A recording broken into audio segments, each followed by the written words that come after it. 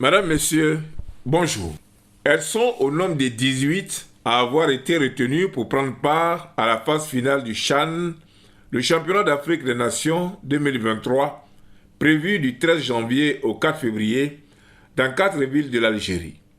La capitale Alger, et puis les belles cités d'Oran, de Constantine et d'Annaba. Annaba, où est loti le groupe de la Côte d'Ivoire, le groupe B, avec pour adversaires le Sénégal, la RDC et l'Ouganda. En attendant de revenir sur les enjeux de cette compétition qui gagne de plus en plus en notoriété et qui en sera sa 7e édition, donnons un aperçu des autres participants. La poule A, basée à Alger, sera animée par le pays hôte, l'Algérie, puis un autre pays de l'Afrique du Nord, la Libye. Ensuite, un de l'Est du continent, l'Éthiopie, et un 4e de l'Afrique australe, le Mozambique. Et c'est dans cette poule que naturellement aura lieu l'inauguration du tournoi avec le face-à-face Algérie-Libye aux allures d'un derby, un grand derby régional qui promet.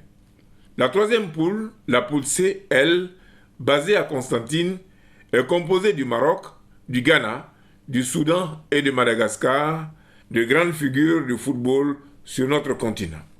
La poule D, la 4e, et le groupe E, le 5e, ont la particularité de comprendre 3 équipes pour chacune des poules. Ainsi, on retrouve à Oran pour le compte du groupe D, le Mali, l'Angola et la Mauritanie.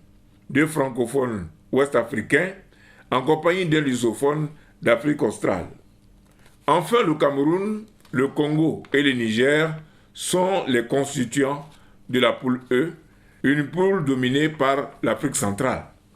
De ces 18 prétendants, il est clair que tous sont méritants pour avoir réussi à obtenir le billet de la qualification.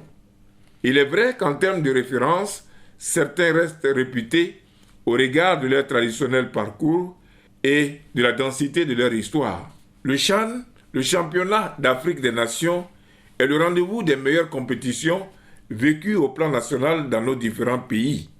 À cette occasion, ce sont les meilleurs élèves qu'on voit à l'œuvre et sans nul doute, ils vont crever l'écran 3 semaines durant en terre algérienne. De la première édition à Abidjan en 2009 à la présente, il y a eu d'énormes progrès en termes de vulgarisation de l'épreuve, au point où, à ce jour, les absents restent de plus en plus habités par un sentiment de regret. La Côte d'Ivoire a manqué certaines éditions et ce retour sur la scène, nos représentants doivent le marquer de façon positive.